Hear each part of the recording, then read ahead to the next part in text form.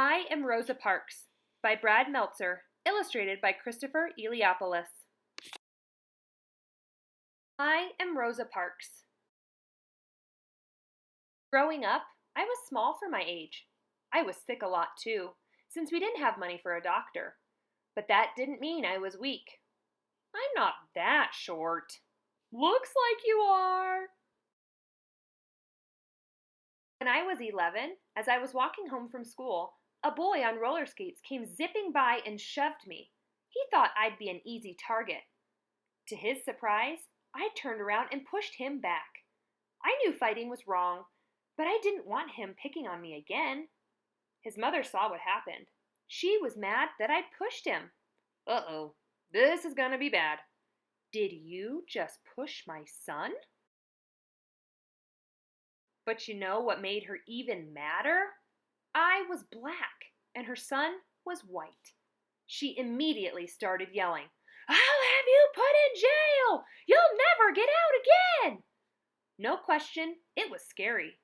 But my mother and grandfather taught me to respect myself and to expect respect from others.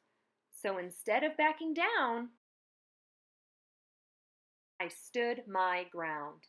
And calmly, but firmly, I explained, "Your son was the one who pushed me. I didn't bother him at all." I wasn't just standing up to that mom, or even to the boy on roller skates. I was standing up for myself. After that, the boy and his mom never bothered me again. Still, it's hard to change things. Sometimes it can take a long time. Back then, if you were black, you were treated unfairly just because of the color of your skin. You weren't allowed to live in the same neighborhood as a white person, eat in the same restaurant, ride the same elevator, or use the same bathroom. You couldn't even drink from the same water fountain. One was marked for whites, the other for coloreds. When I was little, I used to wonder if white water tasted different from colored water. I even wondered if colored water came in lots of colors. But it didn't. The only difference was I had to walk outside or even down the block to get mine. Of course, it wasn't just about water fountains. This was my school, a small, old wooden building with one room and one teacher for all of us. Everyone from the 5-year-olds to the 6th graders were stuffed in that one room. There were no windows, desks, and barely any books. Since most kids had to work on a farm to earn money, we only went to school 5 months during the year. Less school! Hooray! Don't say hooray. That's bad. We also brought our books home every night. Why? Because we were worried that folks who hated the color of our skin would burn down our school. Now here's the school for the kids who were white. Notice the difference? It was a new brick building with beautiful windows, new desks, and plenty of books, plus a playground. They went to school 9 months out of the year since they weren't working in the fields like we were. Now can we say hooray? No, there's no hooray about this. Also, if you were black, you had to walk to school. If you were white, you got to take a bus. The worst part was, when I'd walk home with my brother, the kids on the bus would throw trash at us. It made me feel horrible. But there were no civil rights back then. The only solution was to move off the road. And really, what kind of solution is that? As I got older, things didn't change much. One winter, I was waiting for the local city bus. If you were black, you had to ride in the back. If you were white, you rode up front. On that day, the back of the bus was packed. "There's no room in here, lady!" But there were plenty of seats in the front. I was just trying to find a place to sit. But as I entered through the front door of the bus, "What do you think you're doing? You need to get off and use the back door. Only whites can come in the front." But I'm already in. I tried to explain that there was no room to get in through the back. The driver didn't care. He wanted me off the bus. He grabbed me by my coat sleeve. I dropped my purse near the front door. To pick it up, I sat in the front seat, a white seat. It made the driver madder than ever. "That's it! Get out! Get off my bus!" That's what he called it, my bus, as if it were his. The bus wasn't his, though. It belonged to all of us. Still, that afternoon, the driver got his way. He kicked me off. "See you soon." "Yes, you will." But I promise you, that wasn't the last time I'd face that bus driver. From there, in addition to working as a seamstress, I started working to change things. At the NAACP, we fought for fairer laws and made sure that people's stories were heard. I also stopped using colored water fountains. I'd rather go thirsty than be treated so poorly. It was the same with separate elevators. Instead of riding them, I'd take the stairs. But as for real change, even I didn't know what was coming. It was the end of a busy Thursday. I was 42 years old and on the bus going home. This time I was sitting in the first row of seats that were allowed for Black people. There was one man next to me and two women across from me. It was the same driver from before, the exact same one from all those years earlier.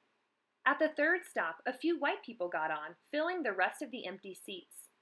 There was only one white person left standing, so the driver told those of us in my row, "Let me have those front seats." At first, none of us moved, but when he asked again, "Y'all better make it light on yourselves and let me have those seats," the other three people got up. I stayed right where I was. Sliding over to the window, I thought about what he was demanding. He wanted to take my seat away. He wanted to give it to that man. And why? Because I was Black and the man was white? I knew what the rule said, but I also knew in my heart, that's not how you treat people. Without a doubt, the driver was mad.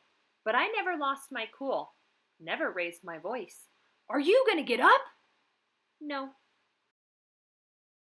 People say that the reason I refused to give up my seat was because I was tired.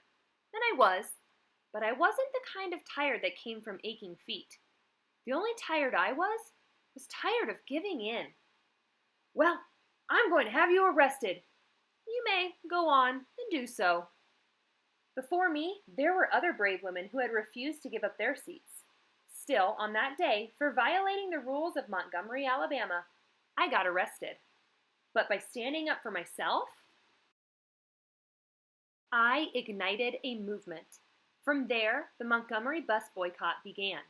For 381 days, that's well over a year, all Blacks in the city and even a few whites refused to ride the public buses. "But if you don't use the buses, we'll go out of business." Then maybe you should think about changing your rules. Finally, the rules were changed. Public buses were no longer allowed to separate people based on the color of their skin. That was only the beginning. Eventually, we were allowed to drink from the same water fountains, ride the same elevators, and yes, go to the same schools. In the Declaration of Independence, Thomas Jefferson wrote that we are all created equal. Finally, the nation was starting to act like it. Now can we say hooray? Soon. We're close. Of course, that didn't mean the fight was over. There were thousands of other people just like that bus driver. But after hearing how I didn't give up my seat, there were now thousands more people just like me. Together, inspired, and committed to justice. My name's Martin. Want to hear a rough draft of my speech? You bet I do. In my life, people tried to knock me down, tried to make me feel less than I was. They teased me for being small, being Black, being different. Let me be clear, no one should be able to do that. But if they try, you must stand strong. Stand for what's right. Stand up for yourself, even if it means sitting down. When you do, others will follow. What's the medal? It's the Congressional Gold Medal. one of the government's highest honors. George Washington got one too. Cool! Now can I say hooray? Go for it. Hooray! I am Rosa Parks. I'm not a politician, or a president, or an actor, or a famous business owner. I'm just an ordinary person. But I'm also proof that there's no such thing as an ordinary person. I hope you'll always stand up for yourself, and I hope you'll remember that we're all in this together. The only tired I was tired of giving in. Rosa Parks.